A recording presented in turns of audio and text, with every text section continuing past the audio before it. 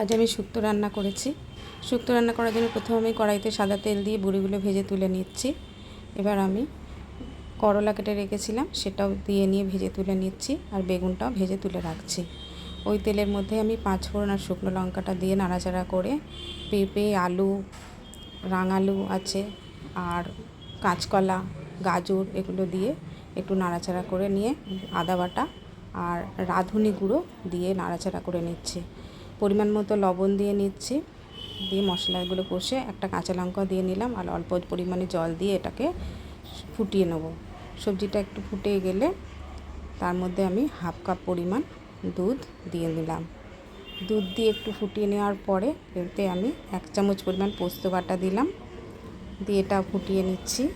ফুটিয়ে নিয়ে এবার করলা, বেগুন, বড়ি ভেজাগুলো এবার দিয়ে দিচ্ছি, দিয়ে একটু ফুটিয়ে নিচ্ছি।